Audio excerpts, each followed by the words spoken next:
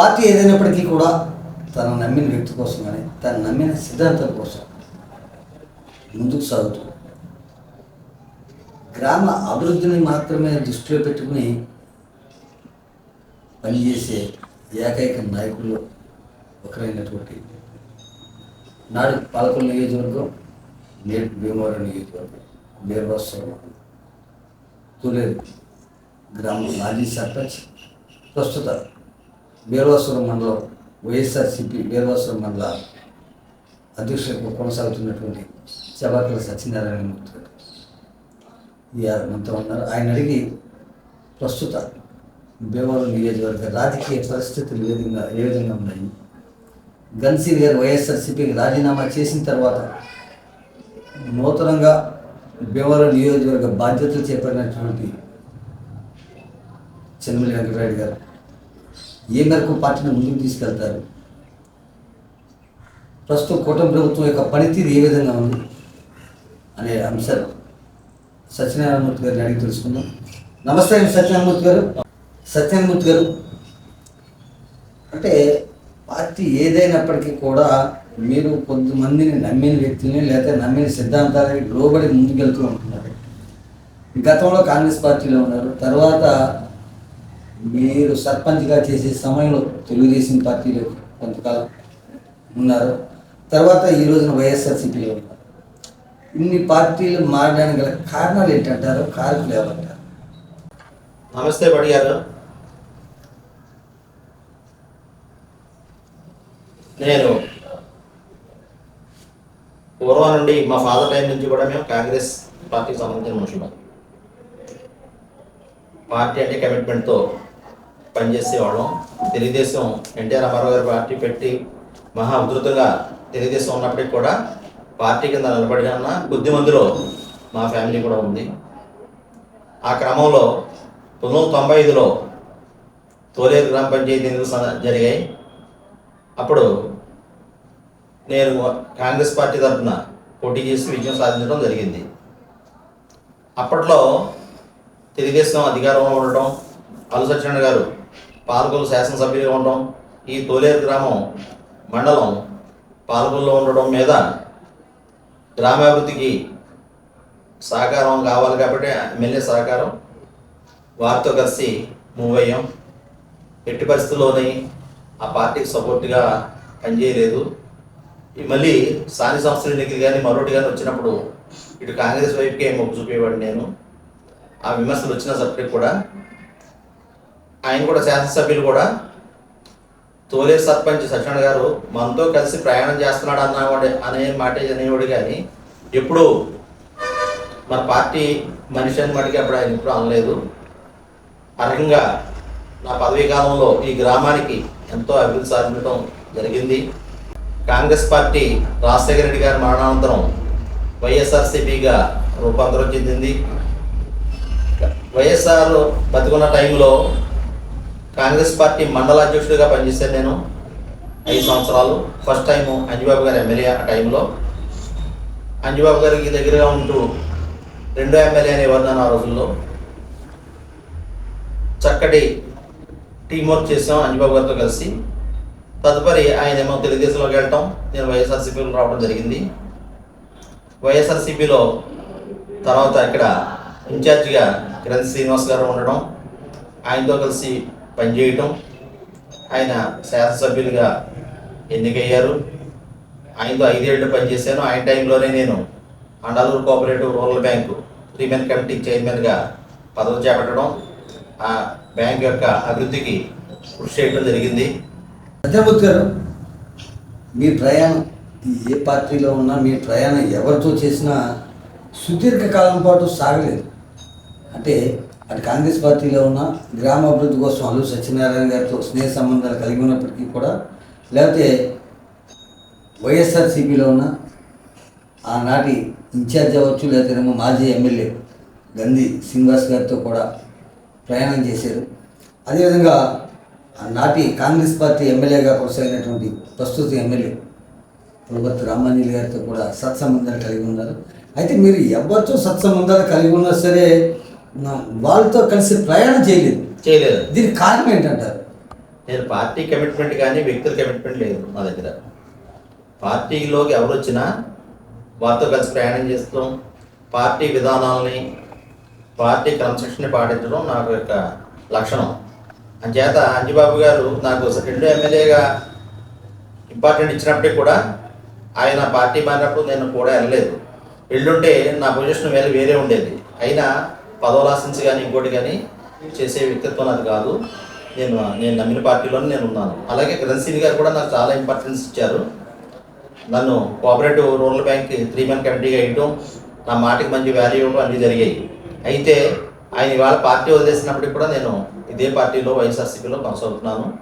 నాకు మళ్ళీ ఇప్పుడున్న ప్రస్తుతం ఈ పార్టీలో ఉన్న పెద్దలందరూ ఈ టైంలో, ఈ కష్ట టైంలో మీరే ఉండాలి అని చెప్పి, అంటే గతంలో నేను కాంగ్రెస్ టైంలో చేసిన అనుభవం ఉందని నాకు మళ్ళీ ఈ మండల కమిటీ చైర్మన్గా నాకు ఈ పదవిని అప్పచెప్పారు.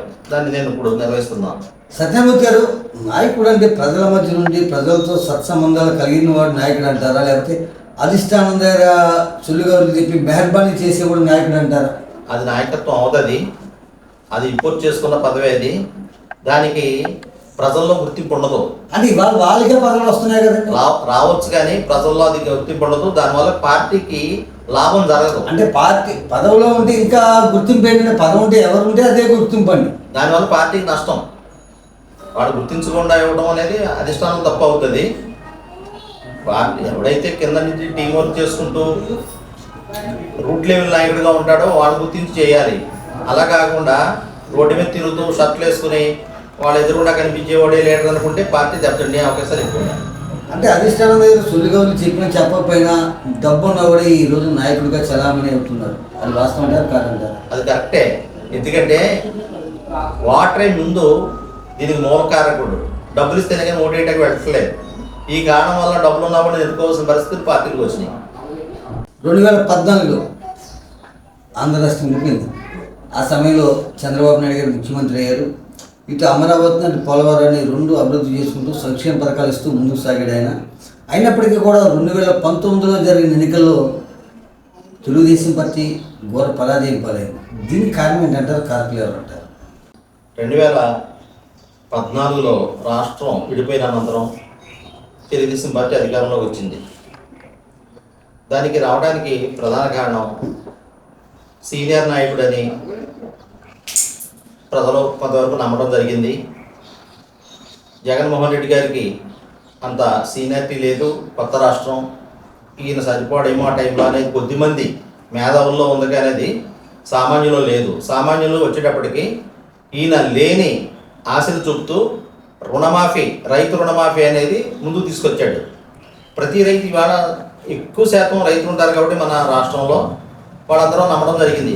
మనకున్న బాకీలు, మనకున్న గోల్డ్ లోన్లు అని రద్దు అవుతాయి, మనం రుణవిముక్తులు అవుతామనే ఆశతోటి అటు మొగ్గడం జరిగింది. ఇదే విషయంలో పార్టీ నాయకులు కొంతమంది జగన్మోహన్ రెడ్డి గారిని వాగ్దానం ఇవ్వమన్నప్పటికీ కూడా ఆయన ఇవ్వలేదు. జరగని దాన్ని నేను ఇవ్వనన్నాడు. ఆయన నిజాయితీగా నిబద్ధతతో పనిచేశాడు కాబట్టి ఆయన ఓటమి చెందాడు. తర్వాత ఈయన గెలిచే కూడా ఆ కార్యక్రమాలు అవి నిర్వర్తించకుండా పోలవరాన్ని అలాగే పెండింగ్లో పడేసి పట్టిసీమను తీసుకొచ్చి ఏవో కమిషన్లు గుంజుకోవడం, అలాగే అమరావతికి గ్రాఫిక్స్ చూపించడం, తాత్కాలిక భవనాలు వర్షం వస్తే నీరు పడిపోయి భవనాలు కట్టడం, ఇలాగే ప్రజలకి ఈ యొక్క వెన్నుపోటు అక్కడ ఆ రోజుల్లోనే తెలిసి నెక్స్ట్ టైం జగన్మోహన్ రెడ్డి గారికి భారీ మెజార్టీతో 151 సీట్లు ఇచ్చి గెలిపించడం జరిగింది. 2019 ఎన్నికల్లో అక్కడ మెజార్టీ సాధించినటువంటి వైఎస్ఆర్సీపీ జగన్మోహన్ రెడ్డి గారు నవరత్నాల పేరుతో సంక్షేమ పథకాలను వాలంటీర్ వ్యవస్థ, సచివాలయ వ్యవస్థ ద్వారా నేరుగా లబ్ధిదారులకు అందించింది. అయినప్పటికీ కూడా మనం జరిగిన ఎన్నికల్లో వైఎస్ఆర్సీపీ అతి ఘోర పరాజయం పాలైంది. దీనికి కారణం ఏంటంటారు? దీనికి 4-5 కారణాలు ఉన్నాయి. ఒకటి, జగన్మోహన్ రెడ్డి గారు నేను ప్రజలకు కావాల్సిన అన్ని అందిస్తున్నాను, ఇందులో ఎమ్మెల్యేలు కానీ కార్యకర్తలు కానీ ఇన్వాల్వ్మెంట్ అక్కర్లేదు అనుకున్నాడు ఆయన. వాలంటీర్స్ వ్యవస్థ పెట్టి ప్రజలకు ఏం అవసరం వాటిని వాళ్ళ ఇంటి దగ్గరే అందించే ఏర్పాట్లు చేశాడు. సచివాలయాలు ఏర్పాటు చేసి గ్రామ స్వరాజ్యాన్ని తీసుకొచ్చాడు ఆయన. అయితే ఇక్కడ ఇది బాగా అందుకున్నారు ప్రజలు. కానీ ప్రజలు ఎప్పుడూ కూడా ఎక్కువ ఇస్తానంటే ఆశపడే లక్షణం ఉంటుంది వాళ్ళకి. దానికి ఈ చంద్రబాబు నాయుడు గారు అనేక రెట్లు అగమిస్తానని ఇలాంటి ఆయనకున్న మీడియా ద్వారా ఎక్కువ ప్రచారం చేయగలిగాడు, నమ్మించగలిగాడు. దానికి తోడు పవన్ కళ్యాణ్ యాడ్ అవ్వడం, నేను దగ్గరుండి ఈ కార్యక్రమాలు అమలు చేస్తాను చంద్రబాబు నాయుడు తోటి అని ఆయన నమ్మించడం, ఇవన్నీ ఒక ఎత్తు అయితే జగన్మోహన్ రెడ్డి గారి వల్ల వాళ్ళ పార్టీ లీడర్స్ కానీ వాళ్ళ కానీ ఎటువంటి సంపాదనలు సంపాదించుకోలేకపోయారు. అది మెయిన్ ఎఫెక్ట్ అయింది. ఎందుకంటే వాళ్ళ గురించి ఆయన అసలు ఆలోచించలేదు. ఎంతసేపు ప్రజా సంక్షేమం, రాష్ట్ర అభివృద్ధి, అలాగే నిజాయితీ, రివర్స్ టెండరింగ్ అని పెట్టి ప్రభుత్వ సొమ్ముని దుర్యోగం కాకుండా నిలవరించడం ఇవన్నీ చేయడం మీదట అన్ని వర్గాల్లోని కూడా ఈ యొక్క నచ్చలేదు చాలామందికి. ఎందుకంటే వాళ్ళు రెడ్డి సామాజిక వర్గానికి నచ్చలేదు ఆయన వ్యవహారం. ఎందుకంటే మనవాడు వచ్చాడు, మనకి ఎటువంటి అవకాశాలు దొరకట్లేదు అనేది అందరిలోనే అలాంటి బాధ రావడం. అన్నింటికంటే మెయిన్ ఏంటంటే ల్యాండ్ టైటిలింగ్ యాక్ట్ అనేది ఒక భూతాన్ని చూపించారు మీడియా ద్వారా వారం రోజుల ముందు ఎలక్షన్కి. దీంట్లో చిన్న పెద్ద రైతులు చాలామంది ఆ ప్రచారం చూసి అయ్యో మన పొలాలు వెళ్ళిపోతాయంట, జగన్ గారు బొమ్మ వేసుకున్నాడు, రాళ్ళ మీద బొమ్మ వేసుకున్నాడు, అక్కడ ఉన్న సర్టిఫికేట్ మీద బొమ్మ వేసుకుంటున్నాడు, తాకట్టు పెట్టేస్తాడంట అనే భయానికి లోబడి చాలా ఓట్లు ఆ లైన్ టైటిలింగ్ యాక్ట్ వల్ల అటువైపు మొక్కడం జరిగింది. ఈ కారణాల వల్ల అదొకటి లిక్కరు అనౌన్స్మెంట్ అనేది చాలా చీప్గా ఉంది. ఒక ప్రభుత్వాన్ని ఏర్పాటు చేయడానికి లిక్కర్ను ప్రోత్సహించిన పార్టీ ఏదైనా ఉందంటే కూటమి ప్రభుత్వం. చాలా అన్యాయం ఇది. లిక్కర్ని తాకుండా ఆపి లక్షణాలు చూపించాలి కానీ ప్రోత్సహించే లక్షణాలు చూపించారు వీళ్ళు. దానికి ఈ మందు తాగే వాళ్ళకి ఇంకా అదేం అక్కర్లా. ఎవడైతే చీప్గా ఇస్తాడో, ఎవడైతే అందుబాటులో ఇస్తాడో ఆడే దేవుడు అంటారు ఆ కసేపు వాడు అని చెప్పి ఇటువంటివన్నీ కూడా వాళ్ళ విజయాన్ని తోడ్పడ్డాయి. కానీ ప్రజలు నిజమైన ఆత్మశుద్ధితో మటుకు ఓటేయలేదు. దాని చేత ఇది ఓటమి జగన్మోహన్ రెడ్డి గారికి ఓటమి కాదు, 40% పైబడి ఓటు శాతం సంపాదించుకున్న నాయకుడే ఇప్పుడు ఇవాళ కూడా ఆయనకి మంచి భవిష్యత్తు ఉంటుంది పార్టీకి. సత్యన గారు, ఇప్పుడు ల్యాండ్ టైటింగ్లో డాక్యుమెంట్లపై జగన్మోహన్ రెడ్డి గారి ఫోటో వేసుకోవడం అంటే ఇవాళ జగన్మోహన్ రెడ్డి గారి అధికారంలో ఉంటే జగన్మోహన్ రెడ్డి ఫోటో వేసుకుంటాడు, రేపొద్దు ఇంకో ప్రభుత్వం అధికారంలో ఇంకో ప్రభుత్వం ఫోటో వేసుకుంటుంది. అసలు ఆ విధానం కరెక్ట్ అంటారు మీరు? అది కరెక్ట్ కాదు. కానీ మరి ప్రజలు అదే వ్యతిరేకించారండి. అదే అంతే. ఏంటంటే ఆయన తన కీర్తి నిలబడాలి, నేను మంచి పని చేశాను కదా అనే ఆలోచనలోనే ఉన్నాడు. కానీ ఏంటి ఎవడో ఆస్తుల మీద మన ఫోటోలు ముద్రించుకుంటే కీర్తి అంటారు? అది ఆయన ఆలోచించాడు, ఆయన ఆలోచన విధానంలో పొరపాటు జరిగింది, దానివల్ల మూల్యం చెందుకోవాల్సి వచ్చింది. పూర్తిగా తప్పంటారు. తప్పే. నియోజకవర్గాన్ని గతంలో పెద్దలు మాజీ ఎమ్మెల్యే పెద్ద ఆయన గురించి వదిలేస్తే తర్వాత గన్సీన్ గారు 10 సంవత్సరాలు, అంజిబాబు గారు 10 సంవత్సరాలు పనిచేశారు. వీళ్ళిద్దరిలో నియోజకవర్గాన్ని ఎవరు అభివృద్ధి చేశారంటే మీరు ఏం చెబుతారు? ఒక్కొక్కరి పీరియడ్లో ఒక్కో రకమైన అభివృద్ధులు కనపడుతూ ఉంటాయి. మనం టాలీ వేసి చెప్పడానికి వీల్లేదు. అభివృద్ధి అనేది ఎప్పుడూ జరుగుతూ ఉంటుంది. అయితే ఫస్ట్ టైం అంజిబాబు గారు ఎమ్మెల్యేగా ఉన్నప్పుడు ఫండ్స్ ఉండేవి. ఇప్పుడు రాను ఫండ్స్ అవైలబిలిటీ పెరిగిపోయింది, మన బడ్జెట్ పెరుగుతుంది, మనకు వచ్చే ఆదాయాలు పెరుగుతున్నాయి, నిధులు పెరుగుతున్నాయి. దాని మీద ఇక్కడ అంజిబాబు గారు 2 సార్లు ఎమ్మెల్యే చేశారు. కాంగ్రెస్ పార్టీ ఎమ్మెల్యే చేశారు, తెలుగుదేశం పార్టీ ఎమ్మెల్యే చేశారు. ఇక్కడ గంధి శ్రీనివాస్ గారు కాంగ్రెస్ పార్టీ ఎమ్మెల్యే చేశారు, వైఎస్ఆర్సీపీ ఎమ్మెల్యే చేశారు. గంధి శ్రీని గారు టైంలో చేసిన వర్కులన్నీ కూడా మనకి కళ్ళకు కనబడుతున్నాయి. అంజిబాబు గారు చేసిన వర్కులు భూతత్వంలో చూడాలంటారా? అప్పుడు ఫండ్స్ తక్కువగా ఉన్నాయి కాబట్టి తక్కువ చేయగలిగారు. 2 సార్లు 2014, 2019 వరకు ఫండ్స్ ఉన్నాయండి. కేంద్ర గవర్నమెంట్ ఫండ్స్ పుష్కలంగా ఉన్నాయి. ఉన్నప్పటికీ కూడా అక్కడ సామర్థ్యం ఎలా ఉంటుందంటే, ఇప్పుడు ఆయన ఎలా ఉంటారంటే అంజిబాబు గారు సాఫ్ట్, ఎవరిని పరుషంగా మాట్లాడలేదు, చేయించలేదు. కాబట్టి ఫండ్స్ ఉన్నప్పటికీ కూడా ఆ మాట వస్తే గంధి శ్రీని గారి కంటే అంజిబాబు గారే ఎంత సౌమ్యులని మనం చెప్పుకోవచ్చు. గంధి శ్రీని గారు ఉన్నట్టు మొహమ్మద్ చెప్పేస్తాడు, ఆయన కొట్టాడు, మాట్లాడతాడు. ఇక్కడ అంజిబాబు గారు ఏంటంటే ఎంత తప్పు చేసినా సరే అలా కాదురా తర్వాత చూద్దాం కంగారు పడతారు అంటాడు ఈయన. ఇప్పుడు 2014 నుంచి 2019 వరకు చూసుకుంటే ఆ రోజున తెలుగుదేశం పార్టీ ఎమ్మెల్యేగా ఉన్నటువంటి అంజిబాబు గారు కొన్ని గ్రామాల్లో అన్ని చోట్ల కూడా పుష్కలంగా అభివృద్ధి జరిగింది. కొన్ని గ్రామాల్లో అసలు జీరో అభివృద్ధి. దీనికి కారణం ఏంటంటారు? కారణం ఏమవుతుందో అక్కడ స్థానికంగా ఉండే నాయకులు ఆయన మొదలై చేయించుకోవడమే. వీరికి వేరే ఆలోచన ఉండదు, వాళ్ళు అడిగారు కదా ఇద్దాం అంతే. ఇది ఒక ప్రణాళికాబద్ధంగా గన్సీన్లేగా ఇవన్నీ ఆలోచన చేసి చెందే లక్షణం ఆయన లేదు. ఆయన ఏంటంటే వాళ్ళు వచ్చి అడిగారు ఆయన చేద్దాం అన్నట్టుగానే ఉంటుంది. ఎక్కువ రిస్క్ తీసుకోడు ఆయన ఎవరు అంజిబాబు గారు. ఈయన ఎలా కాదు, ప్రతిదీ అబ్జర్వేషన్ చేయటం, అలా అక్కడ ఉన్న ఉద్యోగస్తులతో పనులు చేయించుకోవడం ఈయన బాగా అలవాటు గన్సిని గారికి. ప్రస్తుతం రాష్ట్రంలో కూటమి ప్రభుత్వం వచ్చి సంవత్సరం కాలం పూర్తయింది. అంజిబాబు గారి ఎమ్మెల్యే సంవత్సరం కాలం పూర్తయింది. అంజిబాబు గారి నియోజకవర్గంలో అంజిబాబు గారి యొక్క పనితనం కావచ్చు, లేకపోతే రాష్ట్రంలో కూటమి ప్రభుత్వం పనితీరు కావచ్చు, ఏ విధంగా ఉందని మీరు భావిస్తున్నారు? పూర్తిగా ఫెయిల్ అయిందండి. మొత్తం టోటల్గా ఫెయిల్డ్. ఎటువంటి అభివృద్ధి లేదు, సంక్షేమం లేదు, జగన్ గారు ఇచ్చి పథకాలు కూడా లేవు. కేవలం ఒక పెన్షన్ మాత్రం పెంచిచ్చి ఒక 8 లక్షల పెన్షన్ పోతా, ఆ పెంచింది దీనికి తగ్గించిన దానికి సరిపోతుంది. ఇది అగదంగా ఇచ్చింది ఏం కనపట్లా. అలాగే కొత్త స్కీమ్ అయితే ఇంప్లిమెంట్ చేయకుండా గొర్రెలతోటి మొన్న ఏదో కొద్దిగా అమ్మఒడి అనేది ప్రవేశపెట్టడం జరిగింది. దానికి 99 గొర్రెలు పెట్టారు. అది ఎంతవరకు సక్సెస్ అవుతుంది అనేది చూడాలి. అయ్యే అవకాశాలు కనపట్టలేదు. ఎటువంటి అభివృద్ధి లేదు. ఎంతసేపు అమరావతి అమరావతి అని చెప్పడం, లోన్లు తీసుకురావడం, సెంట్రల్ గవర్నమెంట్ని ఉపయోగించుకోవడం, ఫండ్స్ తెచ్చుకోవడం, ప్రతి మంగళవారం అప్పుకెళ్ళడం. ఈ కారణం వల్ల 1,50,000 కోట్లు ఇప్పటికే అయినా ఒక సంవత్సరంలో అప్పు చేయడం జరిగింది. ఈ అప్పు అంతా ఏమవుతుంది? ఏ పథకం ఇవ్వట్లేదు. ఈ డబ్బు అంతా ఏం జరుగుతుంది? వచ్చి ఫండ్స్ ఆదాయాలు ఏమైపోతున్నాయి ప్రభుత్వానికి, సెంట్రల్ గవర్నమెంట్ వచ్చి ఫండ్స్ ఏమైపోతున్నాయి, అంతా కూడా అగమ్యగోచరంగా ఉంది. అంచేత ఎటువంటి ఫలితం కనపట్ల ఈ కూటమి వల్ల. ప్రభుత్వం అధికారంలో ఎన్నికల ముందు మేనిఫెస్టో ఇచ్చిన మేనిఫెస్టో నేడు సక్రమంగా నెరవేరుస్తున్నారంటారా?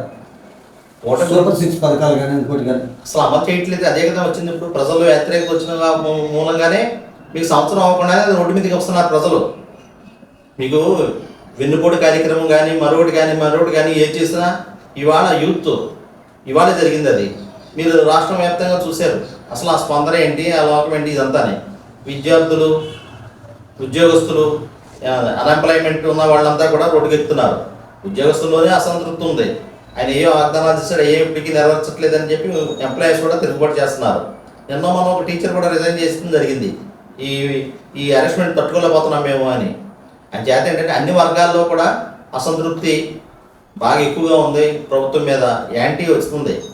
చేత ఒక సంవత్సరంలోనే మూట కట్టుకున్నారు వాళ్ళు కూటమి ప్రభుత్వం. వాళ్ళు ఎంతసేపు అరెస్ట్మెంట్ చేయడం, ఇతర పార్టీ వాళ్ళని ఇబ్బంది పెట్టడం, ఇంట్లోనే ఉన్నారు. కానీ ఈ ప్రభుత్వం యొక్క పనితీరు రాష్ట్రానికి అనుకూలంగా మటుకు లేదు. ఇప్పుడు సూపర్ 6 అనేది ఫెయిల్ అయింది. గ్యాస్ బండ్లు అన్నాడు.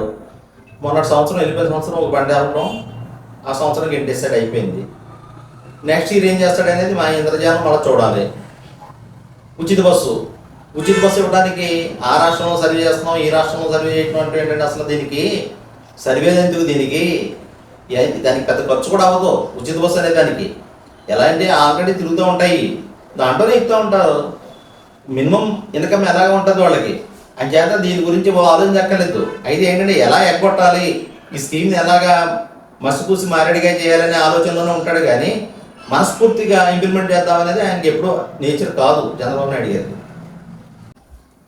సత్యనారాయణ గారు, మీ పార్టీ మాజీ ఎమ్మెల్యే గన్ శ్రీనివాస్ గారు వైఎస్ఆర్సీపీకి రాజీనామా చేయడం వెనకాల ప్రధాన కారణం ఏంటంటారు? కారణం అంటే ఇది మధ్యగా ఏమి ఉండదు. కానీ ఆయనకి కొంతమంది సహకరించట్లేదనే బాధ ఉంది నియోజకవర్గంలో. అంత మాత్రాన ఆయన తీసుకున్న నిర్ణయం కరెక్ట్ కాదు. ఎలా అంటే ఆయన గెలిచినప్పుడు సహకరించకపోవచ్చు, వాళ్ళు ఇప్పుడు సహకరించకపోవచ్చు. అంచేత ఈ సహకరింపుల వల్లే ఆయన గెలవడం, ఓడిపోవడం అనేది జరగలేదు. అంచేత ఆయన తీసుకున్న నిర్ణయం కరెక్ట్ కాదని నా అభిప్రాయం. ప్రస్తుతం నియోజకవర్గ అధ్యక్షులుగా నియమించబడినటువంటి చెన్నమల్లి వెంకటరెడ్డి గారు ఏ విధంగా పార్టీని ముందుకు తీసుకెళ్తారని మీరు భావిస్తున్నారు? పార్టీని ముందుకు తీసుకెళ్ళడానికి ఒక వ్యక్తి యొక్క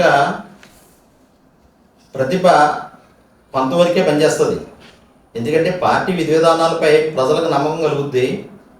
దానికి ఒక లీడరు, నడిచేవాడు, ఆర్గనైజ్ చేసేవాడు ఉండాలి. కాబట్టి ఈ యొక్క నియామకాలు అంచేత చినిమిల్లి వెంకటరెడ్డి గారు లేదా గన్ శ్రీనివాస్ గారు లేదా మరొకరు ఉండటం వల్లే పార్టీ పెరుగుతుంది అనేది వాటికి ఎప్పుడు ఉండదు. ఆటోమేటిక్గా ప్రజల్లో వచ్చిన వేవ్ని క్యాష్ చేసుకోవడమే నాయకులు ఎవరైనా, నాతో సహా. ఆ గౌరవాన్ని పొందుతాం మేము. అంతేగాని నేనేదో చక్రం తిప్పేశాను, అంటే ఎవడ మాట ఇని అంటే ఇక్కడ అలా కాదండి. ఇక్కడ ఏంటంటే పార్టీ బాధ్యతలు చేపట్టడం అంటే మీరు ఇందాక చెప్పినట్టు కొంత ఖర్చుతో కూడుకున్న వ్యవహారం. ఆ ఖర్చుకు కూడా వెనక ముందు ఆడకుండా ఖర్చు తట్టుకోవాలి. ప్లస్ ఏంటంటే మనమే కొన్నంత ధైర్యంగా భావించి మన దగ్గరికి వచ్చే కార్యకర్తలు కూడా భరోసా కల్పించాలి. అటువంటి భరోసా మీ నాయకుడు చెన్నమల్లి వెంకటరెడ్డి గారు ఇవ్వగలుగుతారా? ఇస్తున్నారు. ఎందుకంటే నిన్న అభినందన సభ జరిగింది. భారీ స్థాయిలో జన సమీకరణ చేశారు. వాళ్ళందరికీ భోజనాలు ఏర్పాట్లు కానీ ఇంకోటి కానీ గట్టిగా చేశారు. ఖర్చు అవుతుంది. ఆయన సమర్థుడే, పర్లేదు. ఆస్తులు ఉన్నాయి. వాళ్ళ ఫ్యామిలీ కూడా బాగా డబ్బున్న ఫ్యామిలీ కాబట్టి దానికి ఇబ్బంది ఉండదని నేను అనుకుంటున్నాను. అంటే చెన్నమల్లి వెంకటరెడ్డి పేరు చెప్పగానే ఒక కాపు సంఘ నాయకుడిగా సుదీర్ఘకాలం పనిచేసేది ఆయన. కాపు సంఘ చెన్నమల్లి వెంకటరెడ్డి అంటేనే వైఎస్ఆర్సీపీ ఇన్ఛార్జిగా నాకు అక్కడ కాపు సంఘ నాయకుడిగానే ముద్ర ఎక్కువ. అటువంటి ముద్రని తొలగించుకుని అన్ని కులాలని కలుపుకుని ఏ విధంగా వెళ్తారు? ఇప్పుడు ప్రతి మనిషి ఏదో కులంలో పుట్టుంటాడు. అంత మాత్రాన మిగతా కులాలన్నీ దూరం అయిపోతాయని కాదు. తన యొక్క సామాజిక వర్గాన్ని ముందుకు తీసుకెళ్ళడానికి కృషి చేస్తున్న ప్రతి కులంలో నాటి జరుగుతుంది. అయితే ఈయన అందరితో సమానంగా ఉంటాడు, అన్ని వర్గాలతో సమానంగా ఉంటాడు. కాంట్రవర్సీకి వెళ్ళి మనిషి అని చేత వేరే పార్టీలో ఉన్న వాళ్ళు కూడా దాన్ని వచ్చి అభినందన జరిగింది. వేరే పార్టీలు వాళ్ళు జనసేన నుంచి కూడా చాలామంది వచ్చారు నిన్న ఈ అభినందన సభకి. అలాగే వైఎస్ఆర్సీపీ అలాగే తెలుగుదేశం నుంచి కూడా వచ్చి అభినందించారు. అంటే మనిషి వ్యక్తిత్వాన్ని బట్టి కూడా ఉంటుంది. వాళ్ళతో ఉన్న సత్సంబంధాలు కూడా ఆయన ఉపయోగపడతాయి. ఇప్పుడు మీరు చెప్పినట్టుగా చూసుకుంటే చెన్నమల్లి వెంకటరెడ్డి గారు ఒక కాపు సంఘ నాయకులు, ఒక సామాజిక వర్గానికి చెందిన వ్యక్తి. అంటే అందరూ కూడా ఏదో సామాజిక వర్గానికి చెందిన వ్యక్తే. అయితే ఈయన ఆ సామాజిక వర్గాన్ని భుజంపై వేసుకుని సుదీర్ఘకాలం పాటు పనిచేశాడు. నేడు కూడా కొనసాగుతున్నాడు. అర్థమవుతుంది మీకు? ఈ సమయంలో ఆ సామాజిక వర్గం కాపు సామాజిక వర్గం ఓట్లన్నీ కూడా జనసేనకి వెళ్ళిపోయిన ప్రచారం అయితే ఉంది. అటువంటి జనసేనకి వెళ్ళిపోయిన ఓట్లు కాపు సామాజిక వర్గం ఓట్లని మళ్ళీ వైఎస్ఆర్సీపీ వైపుకి చెన్నమల్లి వెంకటరెడ్డి మరలించగలుగుతారంటారా? జరుగుతుంది. అది నిన్న మీటింగ్లోనే కనిపించింది. చాలామంది జనసేన నుంచి తెలుగుదేశం నుంచి కూడా కాపు సామాజిక వర్గం చెందిన వాళ్ళందరూ వచ్చి ఆయన అభినందించడం, ఆయనకి సంఘీభావం తెలియజేయడం ఇవన్నీ జరిగింది. అని చేత ఏంటంటే అన్ని పార్టీల నుంచి కూడా ఆయన దీన్ని సమీకరించుకోగలుగుతాడు బలాన్ని అని అనుకున్నాను.